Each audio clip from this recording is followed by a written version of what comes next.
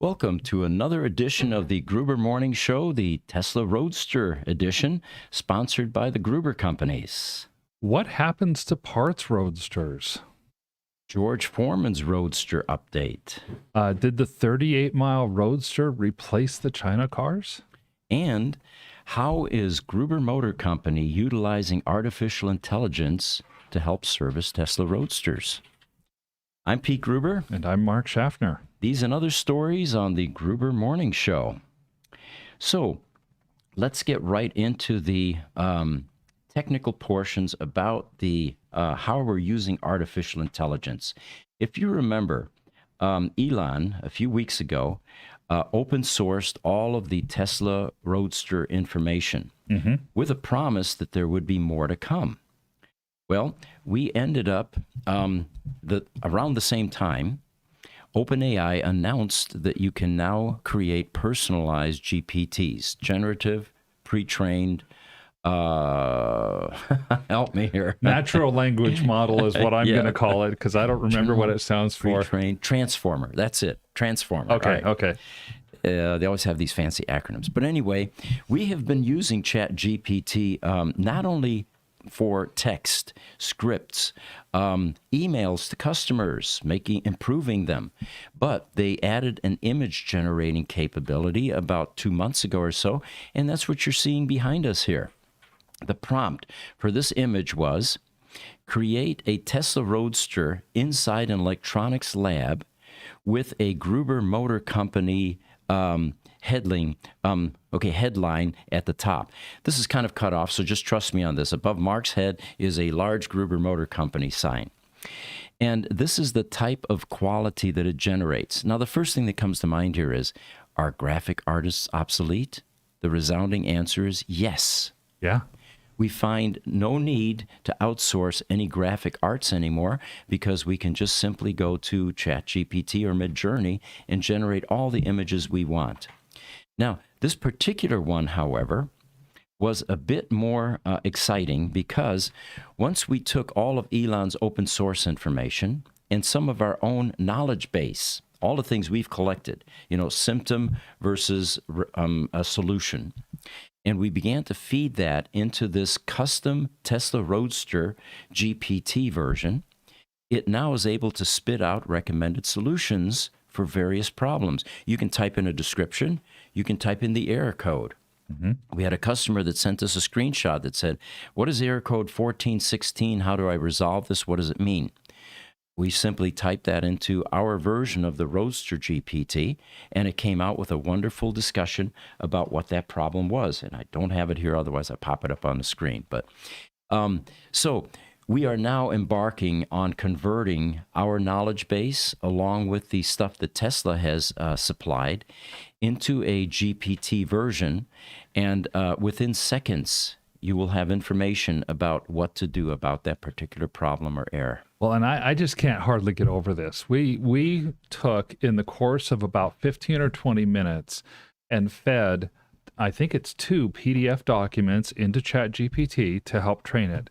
One document was 882 pages, and the other document was almost 400 pages.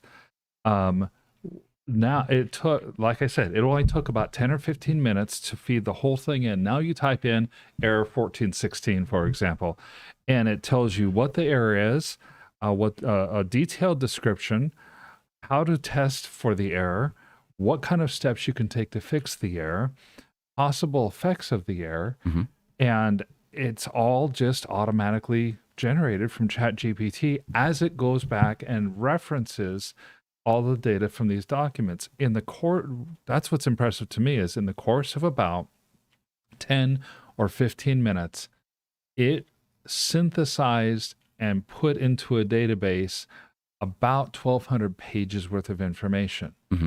I'm an old school IT guy. It did in 10 minutes would have taken an IT person months to program. Or a legion of people doing data entry. Yes. Yeah. By the way, the image is in there, Jesse. If you go to an image called GPT, I'll show you Roadster GPT, actually. Not only did it give us a description, but it then also provided 4 reference sources, additional places you can go to get more information. And it'll come up here in a second. By the way, those of you that are on Instagram that have been watching the Tesla Roadster podcast, you are now able to see our green screen and the images that we pop up because Instagram finally made this a streaming capable software package. We're so grateful for that. And welcome to the 2020s Instagram.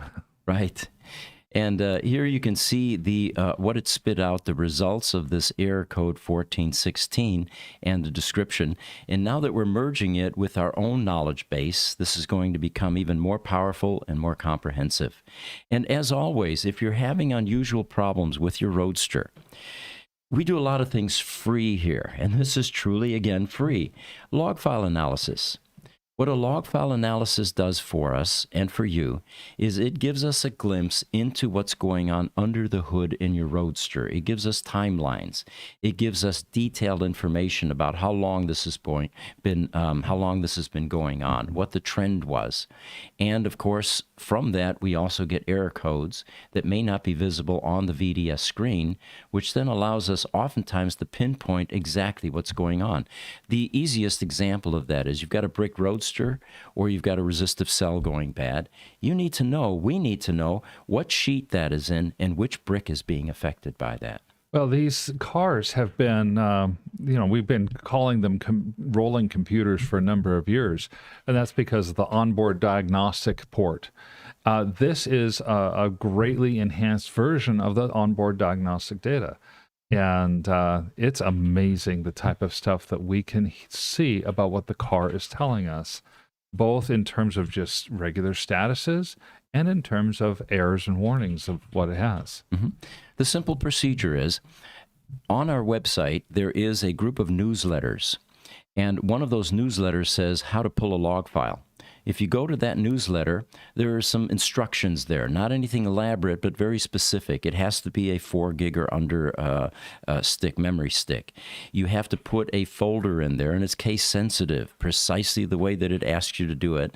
And then you plug that into that USB port that's underneath your console on your Tesla Roadster, and it will begin to download a log file. And in a 5 minutes or so, you will have a log file on that memory stick, and then you simply email that file to us. We then will decode it and give you a full engineering report as to what we're seeing. Something that we'll have to do soon, because it's getting harder and harder to find 4 gigabyte memory sticks. There's a technique that people could use for the more modern memory sticks to reformat it down to a 4 gigabyte size so that the Roadster could use it. What do you do, put on a bandsaw or something and cut it in half? Those of you that are having trouble finding it, we do buy extras, and we're more than happy to send you out a free one that you can use for your log file. TikTok, Hubie is joining us. He says, very cool, smiley face. Well, thank you. Thank you. Before I get too far into the topics, I keep this show and tell thing here, and I've missed it a couple of times now, so today I'm going to do this first. What I have here is a bag of lug nuts. These are zinc-plated lug nuts for your Tesla Roadster, and I've taken one out here so that you can see it a bit better. You see how pretty that flashing is on there? It's a zinc-plated lug nut. It won't rust until 15 years later or so. And what we recommend is replace your lug nuts, not just to make them look prettier, because your old ones are going to be rusted, but because you've got a lock on that. It's a key lock, and it's a holdover from the old Lotus days. And those things don't last forever, especially with the overzealous tire guys that are replacing your tires or your TPMS sensors. As soon as they put an impact wrench on that key, it's been compromised. And when it breaks, it's going to be very difficult to replace. What Lotus or Tesla did back in the day, they had a number of them with various letters of the alphabet, and we've accumulated a library of them. There are about 24 or so. For those people that find themselves in the unfortunate situation where they're driving down the road, their tire goes flat, they have it towed to a discount tire or a tire shop, only to find that their key that's in the back trunk has been compromised and is broken, and the tire people can't get that locking lug nut off. The reason it's so difficult is the diameter of that locking lug nut tool or that lug nut is actually wider than this, and there's no room to get anything around it to take it off. So our advice is improve the look of your wheels. Order one of these off our e-store, and they're dirt cheap, at $30, $40 or something like that for the complete set. Retire that locking lug nut, and you're not going to have that problem then in the future. If you do get stuck, we allow people to borrow our lug nut keys from that big library or collection we have. We just ask, obviously, that you return it, and life is good from there. We also have these little lug nut adapters that allow you to put a 10-point spline into these, and then it comes out to I think it's a 13 millimeter hex, so that you can put a socket on this and remove your lug nuts. You do get one with a Tesla Roadster, but we find that the Tesla Roadster version is soft steel, and it's not uncommon for an over-aggressive tire person to actually spin or twist those splines. So we recommend this hardened version, which is going to last a lot longer than the original Roadster issue tool for your lug nuts. On TikTok, SS has a good question for us. First, good morning and welcome. It says, how many people in the world have a Roadster? Well, if you go to our website, there's a button to the right, upper right, that's called Census. And what we've allowed Roadster owners to do for years now is to register their Roadster. And we don't give names and, physical addresses, but you can see where the Roadster is, what country it's in, what color it is, what style it is, what year, all of that. And you get a sense for how many Roadsters are on the planet right now. And based on the census program, which there are some duplications, it's looking like about 2,000 Roadsters. And if you remove some of the dupes, maybe 100, 150 or so, we're looking at close to 2,000 Roadsters that are left in operation in the world somewhere. The important part about these Roadsters has been that they are the pioneer. They are the thing that really started the electric vehicle revolution much more than the EV1 did. Mm-hmm. Got another question. YouTube, Ramon Hurd. What do you guys think of Tesla's adding Grok AI to Tesla cars? Well, that would be the natural large language model that I think Tesla would put into their cars, first of all. What we're finding with Grok, by the way, is unlike the other large language models, Grok tends to be somewhat biased in favor of extracting Twitter information. Although it does a very good job of that. Any sort of a topic, you can begin to see how many people have chimed in on that topic. So it is useful for that purpose. What we find, if you want a broader answer or broader inputs, we're still in favor of ChatGPT-4, for example. I tried to sign on to Bard, and I know we're getting off track a little bit, but right. And found that Bard is still experimental. Really? And so it's being integrated into Microsoft Edge. It's being integrated into a lot of different areas. But to actually get a Bard account is an invitation-only type of system, even here a year later. Yeah. Which, hard to believe that ChatGPT is just barely over a year old. Yeah. And by the way, our integration into our companies, AI integration, is well underway. And I highly recommend it to any companies that want to remain relevant in this century. You're going to need to have that additional augmentation in order to continue to thrive as a business. It is such a powerful tool. Our salespeople, for example, we have 2 call centers, are using it continuously. And not just to assist with improving their communication with customers, emails, for example, responses, that type of thing, but also for bids. One of the sales guys actually feeds the bid information into ChatGPT-4, and it does a very nice job of organizing by part numbers, by description, and gets rid of all of the fluff and the things that we're not interested in. Very nice. All right, we've got another image to pop up here, guys, and this one is VIN number 1191. And if we can go into a folder, it's a numerical folder. And let me give you the backstory on this. In 2020 or so time frame, Tesla realized that their Roadster parts supply was getting low, dangerously low. Certain things they didn't have anymore. They were going to vendors, including ourselves, to buy certain parts. And we had a fairly decent inventory, but they cleaned us out within about 9 months to a year or so. Yeah. And what we were doing at the time was buying collision damage cars and then parting them out. The types that, it wasn't feasible to put them back on the road, basically. But there was a finite supply of those, especially as Roadsters became popular and people thought they might go collectible, and they began to buy up these cars, and we had a lot of competition after a while. Well, what Tesla began doing was buying up cars, not from auctions or collision damage cars, but from their customers. They would typically ask a Roadster customer, are you willing to upgrade to, at that time, a Model 3? Mm-hmm. And, quite a few of them pulled the trigger on that. And here's a customer that's in California that in 2020, fall of 2020, sold his 2011 Roadster to Tesla. And he took the money that he got for the car and he pre-ordered the new Roadster. And he also had a pre-order on a 3.0 pack, which of course at that point was no longer necessary. We then saw his Roadster at one of the service centers. It was VIN 1191, Mm-hmm. which is what you're seeing in this picture here, a Thunder Gray Roadster, in back of one of the service centers, and it had already been stripped clean. It was kind of like the Thanksgiving turkey, after all the family members have stripped off most of the meat, there were some bones left.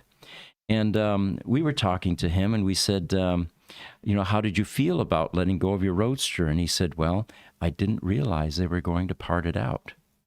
Oh, boy. And for the first 6 months or so, Tesla did not tell the owners why they were buying them. We knew we were under NDA, and we certainly couldn't tell these customers, you might want to be careful because your car is not going to be intact, Right. by the time they're done. So this is one of those Thunder Gray Roadsters that had been sitting since 2020, October of 2020, and parts have been removed from it and sold to Roadster owners, which of course is quite a benefit if you think about it, because it cost Tesla millions of dollars to buy back as many Roadsters as they did, and they did this for the community. There's a gigantic myth, and I have to reiterate this often. There is no legal requirement for a car manufacturer to provide parts for any period of time. This 8-year myth and 10-year myth and all that, it just doesn't exist. Tesla could easily have said, the Tesla Roadster is no longer in production. A lot of the vendors that we had are gone out of business. They were B-grade vendors. They weren't large companies like Borg Warner or, And so we're not supporting the Tesla Roadster anymore. And if you'd like to continue to drive a Tesla, we have many upgrade paths available for you. Tesla didn't do that. They continued to support the Roadster. So as troubling as these kinds of images may be to the Roadster faithful, seeing a car, and by the way, there are other images, guys, here. If you can just scan through that a little bit, you can see to the extent to which this car was stripped clean. All the electronics are gone. The ESS pack and PEM is gone. What they left was the crash structure on the front, but even the fans and the heater and the HVAC portions, the suspension components, the control arms, all of it is gone. They left the quarter panels, which of course are glued to the frame or to the body, and that's what you see there, just with the door sills on back. And there's nothing left in here other than this frame that you're seeing. All of the parts that you see that have been removed were put into inventory. Many of them ended up being bought by Tesla Roadster owners, grateful that they were able to get parts again. Yeah, and it's hard to see, but at the same time, on one hand, you almost compare it to an organ donor. You're like, well, your car just went to save the lives of 6 other cars. Mm-hmm. Or you look at from the thief view, that that $1,900 Civic becomes $12,000 worth of Honda Civic parts type of thing from years past. This $40,000 Roadster probably became $80,000 or more worth of Roadster parts. And that's okay, because ultimately it was a sign that Tesla was supporting the community. And Tesla had come to realize that this is, although this customer base is small, there's still an important customer base, and not somebody or not a group of people that we want to abandon. So about a year and a half or so ago, we got wind of the fact that some of the Tesla service centers now that had these carcasses behind their facilities were going to start scrapping these chassis, because this is an aluminum chassis. It does have some scrap value. We immediately jumped on that, got involved, and said, whoa, guys, you do not want to send these off to the scrap dealer, because there is a residual value in these frames that is well beyond what you're going to get in aluminum recovery.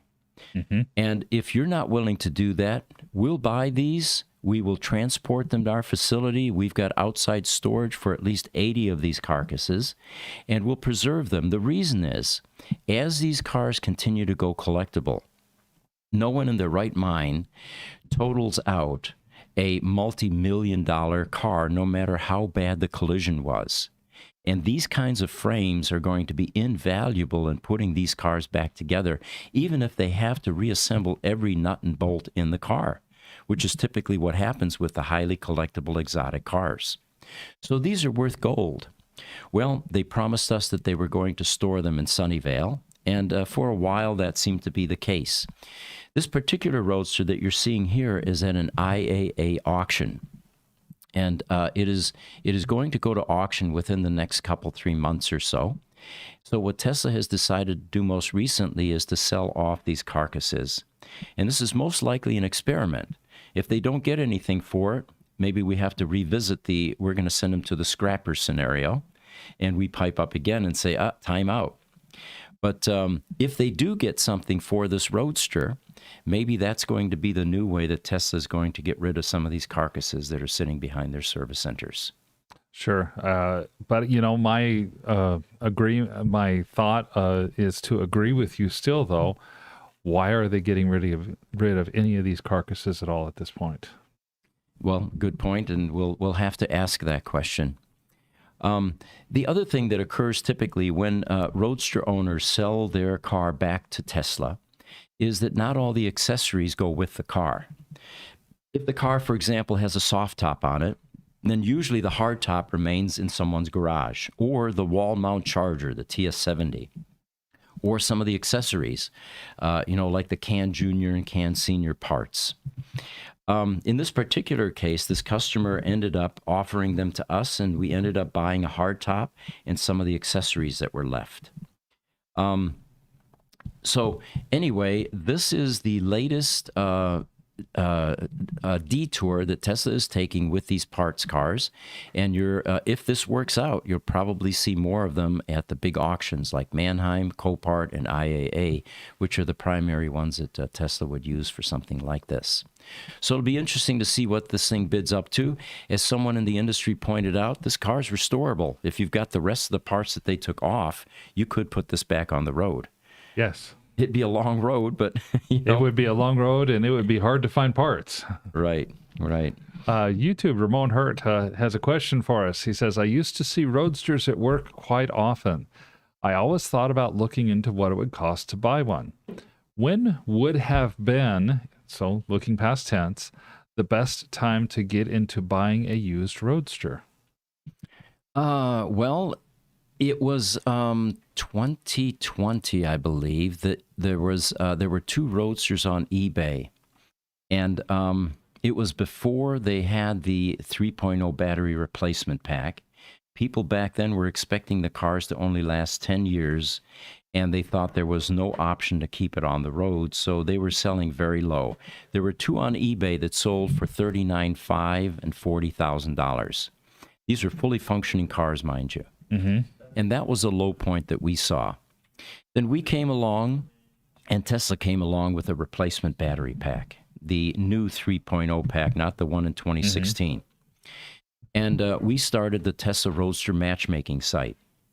And I think that we were instrumental in increasing the value of Roadsters during the start of the matchmaking site, because invariably people that asked, what's my Roadster worth, would get the same bit of advice from me. Whenever you're selling something, always start a little high, because people want to feel like they got a bargain, and they whittle down the price. And from that point, the cars began to go up. By the time we reached the high point, functioning Tesla Roadsters without pedigree could sell for $120,000 to $130,000. And then in the meantime, COVID happened, the craziness in Europe, the proximity to World War III, and inflation. And today, we did a session on this actually in the last Roadster podcast. A functioning Roadster could sell as low as $70,000 and $80,000. In fact, we'll talk about that here in a moment.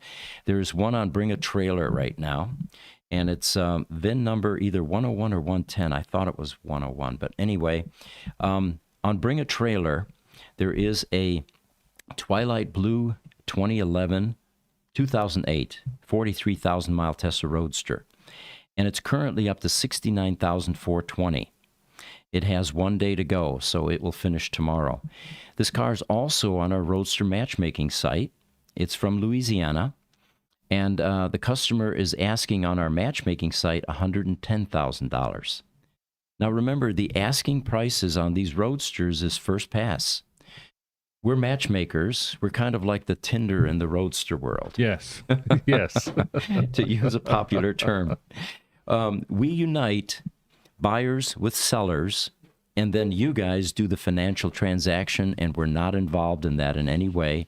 And typically, Roadsters do sell for a bit of a discount from the asking price. So in this particular case, it'll be interesting to see what this 43,000-mile Roadster will sell for. It looks like it's immaculate, the pictures that we received. It has one minor blemish on one of the running boards, I think, which are easily replaceable with carbon fiber. They're on our website if you're interested. And so it will be interesting to see what this car sells for. The CAC, the calculated amp hour capacity, and I don't have that in front of me here, but I think it was just under 140. So that's something to keep an eye on as well. YouTube, Ramon Hurt says, I used to see Roadsters at work quite often. I always thought about looking into what it would cost to buy one. We already did that one. We did that one. Okay. We did that one. Curious. That's right. Ramon works for Tesla. And yes. Yeah, he would have seen those. Going back to that one, if I remember right, in that 2016 to 2017 timeframe was about the low point that we saw with Roadsters. Now, I realize we were more scanning the auction sites to see what was there, but I remember we could buy a salvage Roadster for $10,000. The one that troubles me the most is I could have bought VIN number 6. Now remember, I have VIN number 5. Yeah. Consecutive VINs. And not only that, but it was Robin Williams' wife's car, Marsha Williams. Yes. And it said that right on the plaque. And I think that's why people didn't realize that this was a pedigreed, celebrity-owned car. And the car got up to $18,000 at auction in Shirley, Massachusetts. I never again want to buy a car from Shirley, Massachusetts, because a Tesla Model S that we bought there took us 3 months to get out of there because of a local ordinance that you can't bring diesel trucks into the auction. Oh, man. And it required decking and 2 vehicles and 1 vehicle meeting another one in a parking lot at a mall, and the coordination of that proved very difficult. But anyway, yes, that was my low point, and my big regret was not buying Marsha Williams' Tesla Roadster. Well, and for $18,000, oh my gosh. So, Dean Bortz on YouTube asks, are Gruber Motor Company T-shirts and or hats available to purchase? Well, we have the sunglass cases. Those are readily available. And I know we've talked about it endlessly, that shirts like this are being created by actually our service manager. He does this on the side. And yes, we're going to eventually have that. And we usually have a commitment from social media that those types of swag items will be out on the website at some point. Yes. Do we have a new commitment for that, guys? We're working on it. Okay. All right. YouTube, DeVille, video focus. Your display is very blurry. And that's on YouTube. Okay. Yeah, that's because we're trying to blow up the individual images of you guys so that way Instagram can see. We should have that resolved by the next show. Okay. Yeah, in fact, that's a good time to remind people again.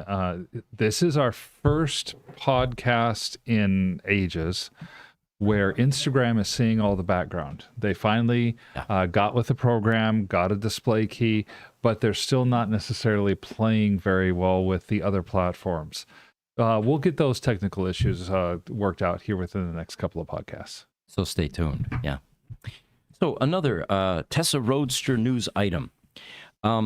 We have the world's lowest mileage Tesla Roadster in the shop currently. It's VIN number 502 and 592. See, I should know this. But anyway, it is a Arctic White 38-mile Roadster.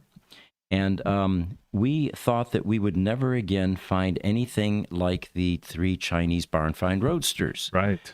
That was an unprecedented event. They had been sitting there for 13 years, unmolested, untouched, out of sight, out of mind, and suddenly they did a barn find by opening some sea containers and saying, what the heck are these 3 cars? Turns out they were 2010 Tesla Roadsters, brand new, never titled, and purchased for a reverse engineering project for one of the emerging, at that time, EV manufacturers.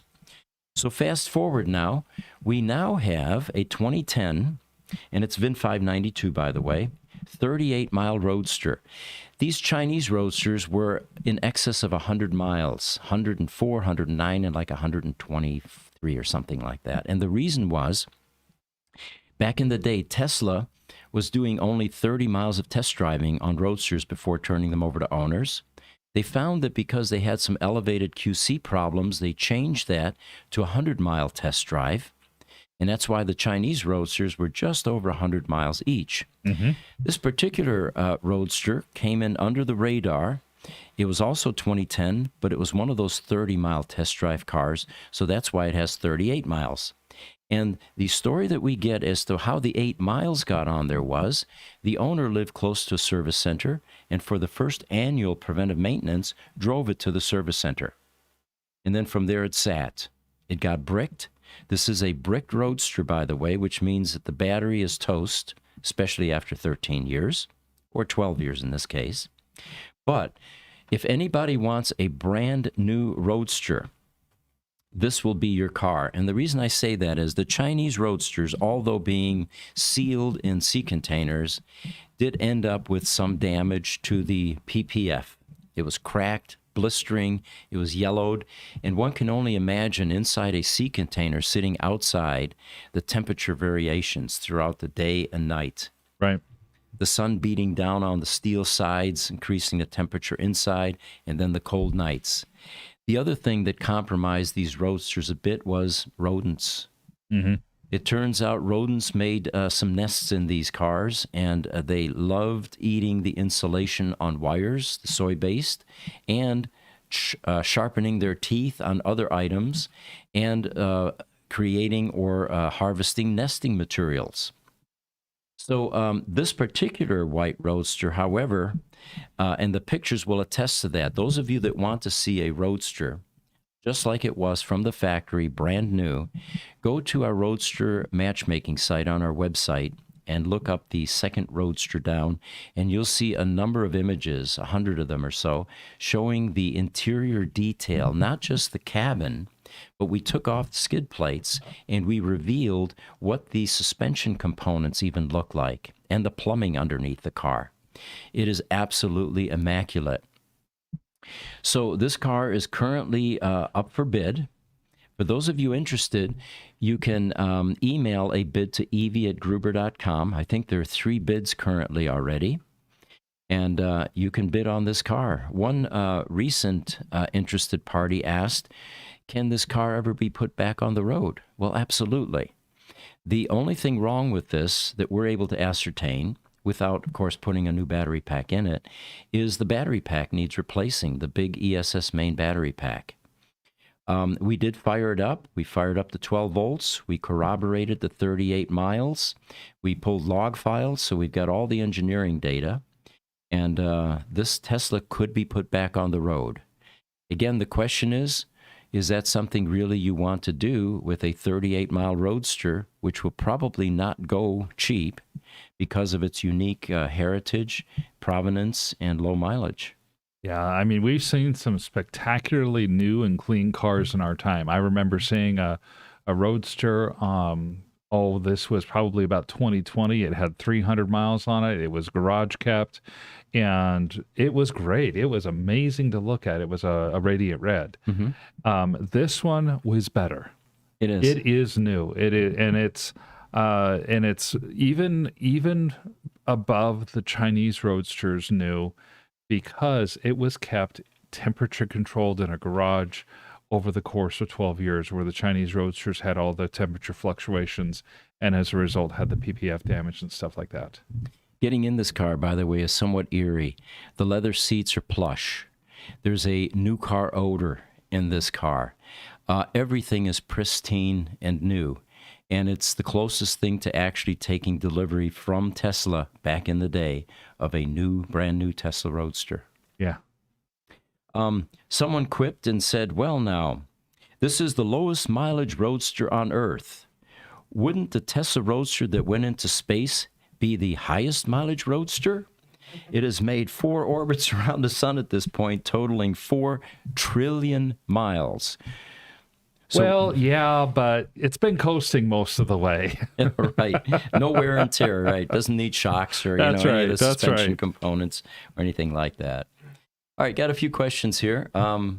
We've got Crunch to Grace encouraging everyone to smash that like button.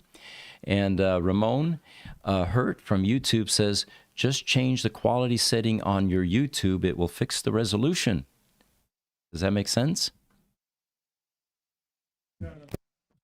All right, they've got it under control now, apparently. I believe he's speaking to the person who was complaining about about it being blurry. Mm-hmm. He's making the suggestion to that person. Right. Wonderful, thanks. Facebook, Robert North says, you guys are plenty smart enough in that beautiful shop to figure out how to use Model 3 parts to convert those stripped Roadster frames into all Tesla Gruber edition. They would sell like hotcakes and even better performance than the original one. You know, we get asked that a lot. Why don't we just put a Tesla motor, a Tesla Model S motor into the Roadster, or the Model 3 motor like you're mentioning? We're on the early stage of exploring something just like that, because the Tesla Roadster is aging. The electronics are aging. Mm-hmm. There is going to need to be a second act. And it would certainly be appropriate for a Tesla Roadster to receive a newer Tesla drivetrain. All right, Michael Aldea is joining us. He's applauding. Thank you, Michael. Thanks, Michael. And YouTube, DeVille, that's funny. Space Roadster, high mileage, yes. Yes. Question is, will that Roadster ever come back to Earth?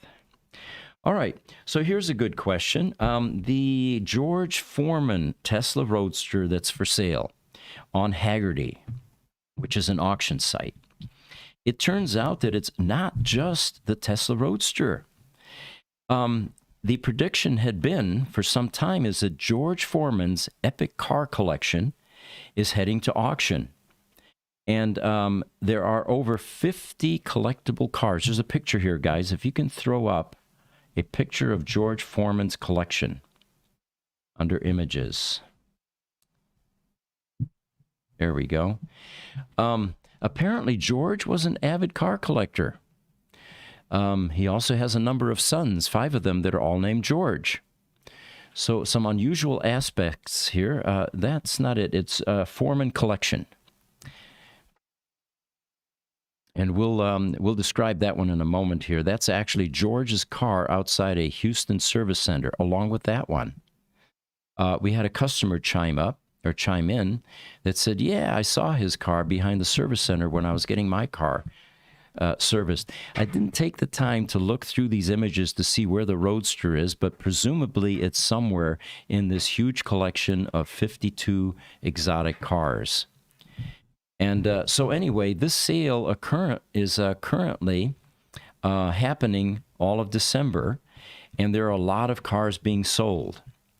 The Tesla Roadster is being sold no reserve.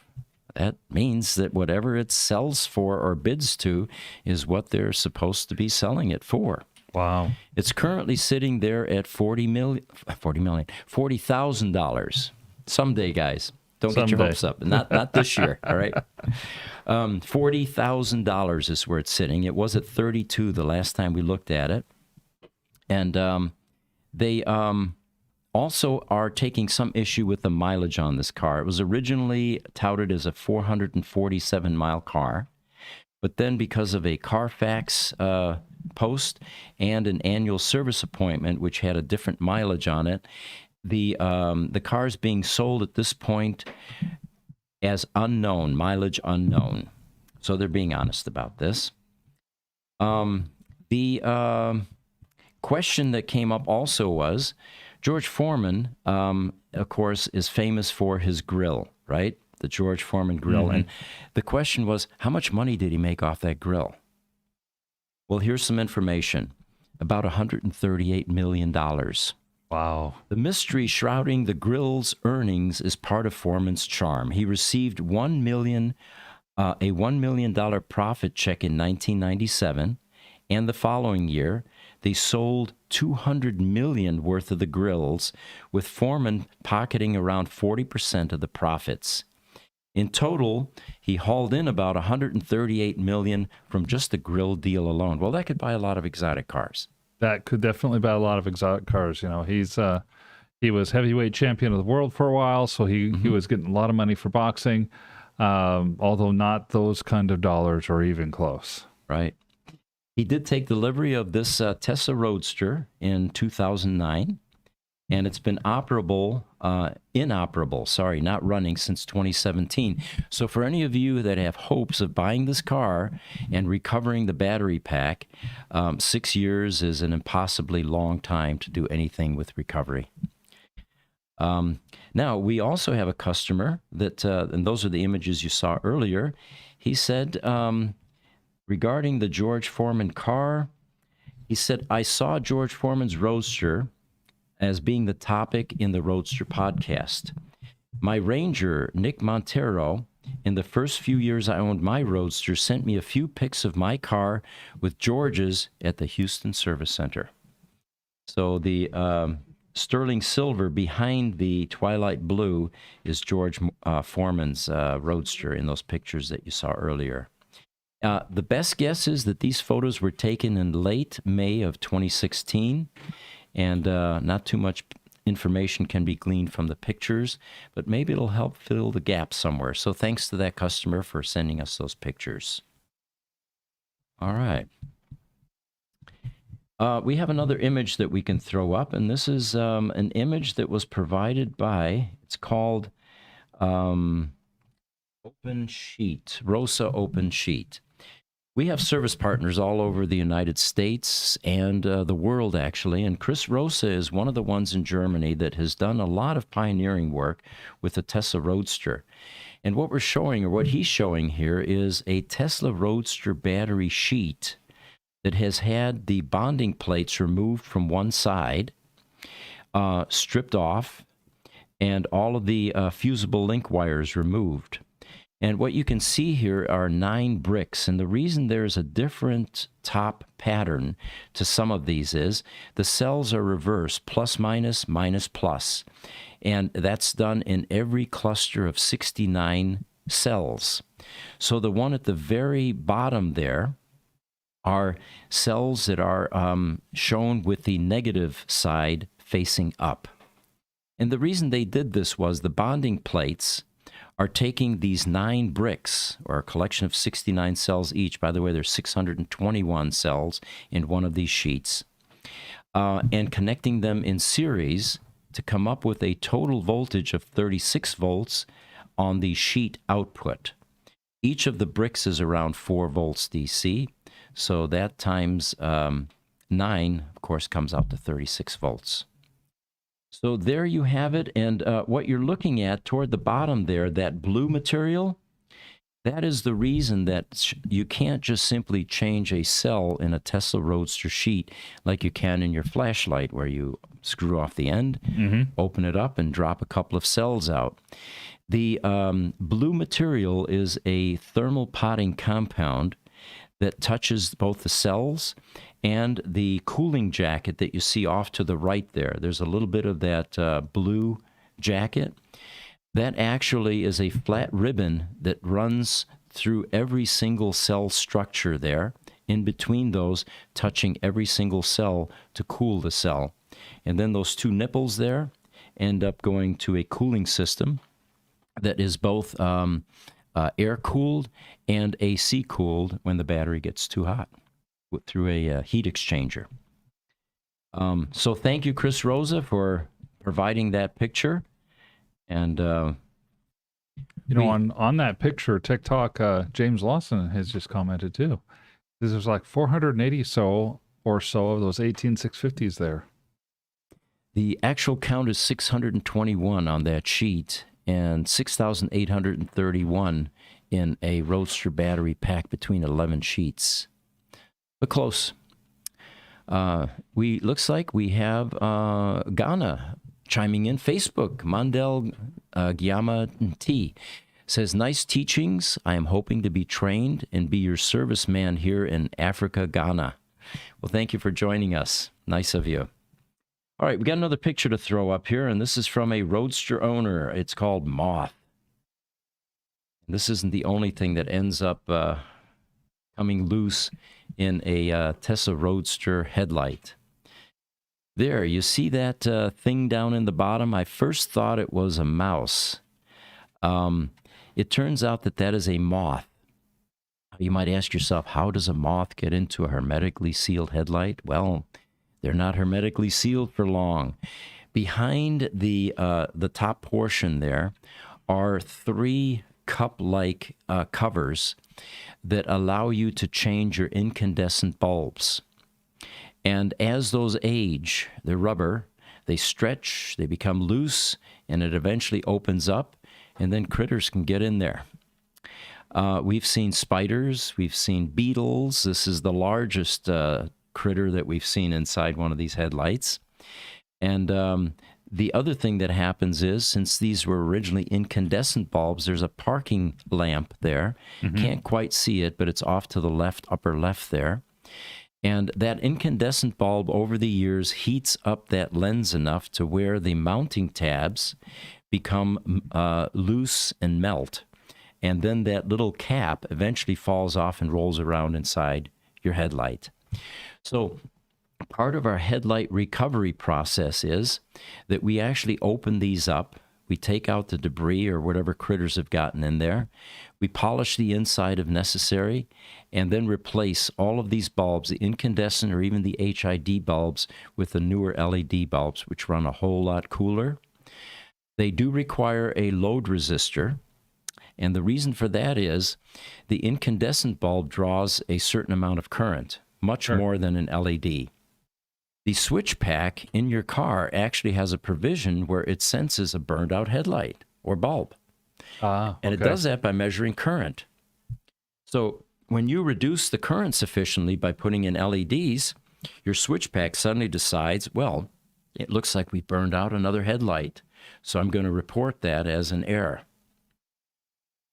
How much does that load resistor end up adding in terms of electricity draw? Well, when we put an LED with a load resistor, it matches the current of the incandescent bulb. Okay.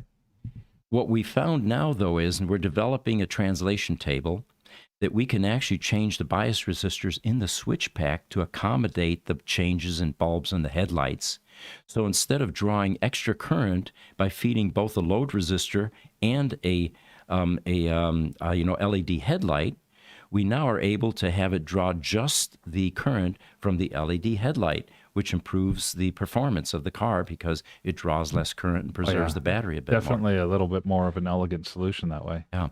So in this particular case, what we did was we sent instructions on how to remove a headlight and then suggested to the customer the first step might be to take those caps off the end, remove the incandescent bulbs, and then see if you can shake the moth out and have it actually go back through that hole that it entered in. It could be a bit of a challenge because in that picture you saw, the moth, the wings were spread. So it may be a bit more difficult to get it to get through the hole. And I think the moth probably is no longer alive where you could talk to it and say, can you retract your wings, please, so that we can get you out? That's exactly what I was thinking. The lifespan of the moth with the steps that you've listed, I'm thinking that moth is probably going to be dead before he has a chance to get all that done. All right, guys, we've got a few more comments here. TikTok, James Lawson, nice. Okay, YouTube. you. Oh, Michael. He says, when they would dispense the blue thermal potting compound, it would plug the tip of the applicator. Every so often, explode, and the line workers would look like members of the Blue Man Really group. Good thing they were wearing their PPE protective equipment. Now, that's an interesting side note. That come into lunch and you see one guy walk in and he's all blue. That'd be awesome. And you see, Michael was there in the day. He was the original on the ESS battery pack team for the Tesla Roadster. So those little things would plug. Yeah, I talked to Jeff, and he was telling me about the vendor that was supplying that potting compound. And more interestingly, there is a chemical or a solution that actually will dissolve that, because for a brief time, we were thinking about dissolving all of those cells in that potting compound and reclaiming the clamshells and trying to put in new cells. Mm-hmm. And that was part of what convinced us that it was cost prohibitive. By the time you put labor time to it and parts costs and, all the rest of it in a spreadsheet, it wasn't feasible for independent maintenance to recreate these battery packs. Well, just the capital cost of the really fine welder that you would need in order to re-weld the cells back to the plates and get them set up in parallel would be prohibitive, I would think. Well, it's a $50,000 ultrasonic welder, and it's all done by hand. So you have 621 times 2 that you have to spot weld. Oh. So the labor, and of course they're using Silicon Valley labor up in Lathrop, California, and you can see why that $30,000 battery pack had to go to $40,000. Yeah, definitely can. And by the way, speaking of that, we have something on one of the Facebook sites. We're currently working on a battery out of a LaFerrari. And people complain bitterly about the $22,000 battery pack replacement for a Model S, right? Because it costs almost as much as the car. And then the Tesla Roadster going from $30,000 to $40,000. A lot of complaining.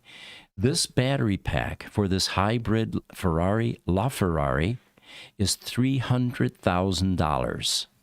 And that's one of the reasons it's in our shop getting repaired.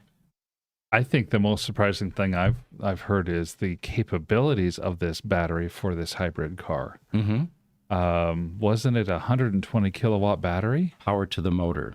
It's power to the motor. Yeah, okay. We clarified that. What it is essentially is a short-term energy storage device for regen braking to recapture when the car's braking. And then it supplies power again for the hybrid portions. And I forget what the mileage was that you get out of the battery before it needs to be either regen charged or charged.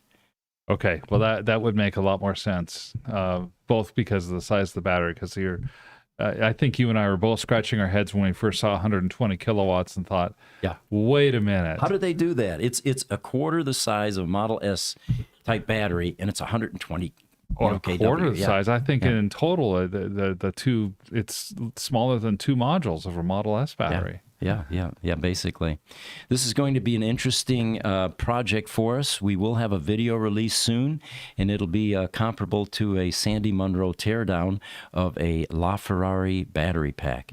One of our guys, who's a Ferrari guy, came in and he says, "Hey, I don't know about that name," he said. "They probably didn't think too hard to come up with LaFerrari. It sounds like it was a pretty simple, name."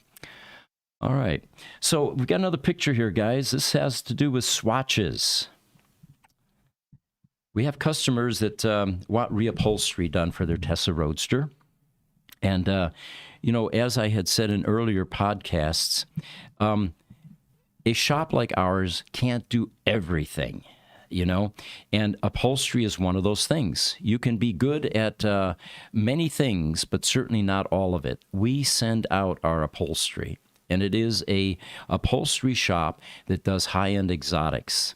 They use fine Italian exotic leather. It's buttery soft. It's the kind of thing that you'd love to have a jacket made out of that, But anyway, this particular customer wanted certain inserts in his seat.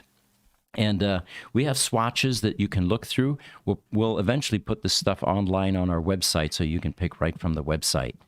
But reupholstery is becoming a thing nowadays because the Tesla Roadster seats are not aging well. They're usually pretty flat, they're uncomfortable, and the leather is beginning to delaminate in spots. I see. Although leather sitting for 12 to 15 years and being sat on and driven and stuff, I could see why it wouldn't last that long as well. It would dry out like any other cloth and eventually wear. Right. All right, let's see what else we have here. There's a picture here, guys. If you can throw up rodents, that'll take us into the final few minutes of this podcast. We're running into an hour here. But this particular picture I thought was humorous because we're seeing a lot of Roadster rodent damage these days. Mm-hmm. And we're beginning to get much more proactive about looking for signs of it. And, of course, probing the customers. How are you storing your Roadster? Is it outside in a carport? Do you have pack rats in the neighborhood? Squirrels, mice? Do you have a barn cat? But anyway, when these rodents get into your equipment, it's not an inexpensive proposition. We've got another one coming in now, be here soon, that has some rodent damage. And they're also not fun to work on, guys, because these critters when they take up residence, they don't bring an outhouse with them. Let me just leave it at that. YouTube, Crunch to Grace Hopper says, at 18 years old, I had a Junker 56 Vette with hot-rodded dual-quadded destroked 327 and removable hardtop.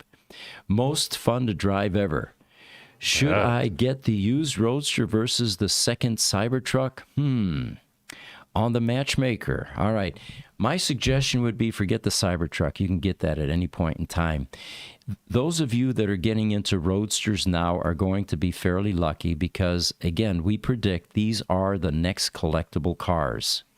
And when they start going collectible in a much bigger way than they have in the past, we had one test period where, they kind of bounced. Right. Well, that was your clue. When they do, there's going to be a lot of regret, and we're going to hear a lot of this on this podcast. I could have bought one of those, and I missed that opportunity, and I regret that now. Yeah, I mean, we see people starting to do that now with some of the Roadsters we were talking about from 2017 and 2018. Yeah. You're going to hear a lot more regret stories within the next 10 years. Yep. Sam Campagna in my high school, in our senior year, got a 56 Vette, just like the one you're describing. And of all of the kids in that school, I think he got the most respect of anybody. The rest of us were trying to afford Mopars and Chevelles, Sure. But he had the ultimate. And he also had a 327 in his. And it was a great car to drive, and especially to drive through high school. Oh, lucky guy to drive that through high school. Mine was a $200 1963 Ford Falcon with the smallest engine you could get, 144 cubic inch engine. And it had so many miles on it, it sounded like a sewing machine going down the road because all of the lifters were destroyed. No more hydraulic lift whatsoever. So it was clanging and clacking, but hey, it was my first car. What can you say? All right, I think we're going on an hour. Do we have anything else, guys? I think we're good. We really want to thank everybody, especially our Instagram crowd. We're finally dialing it in correctly, and next time you should probably see the full image rather than just having to switch in and out. Again, thank you for joining us. We have other podcasts. Tomorrow is going to be the AI podcast at 10 o'clock. Friday morning, we have the Power podcast, and then Monday, the Communication Product podcast. Again, thank you so much. We'll see you next time. Take care.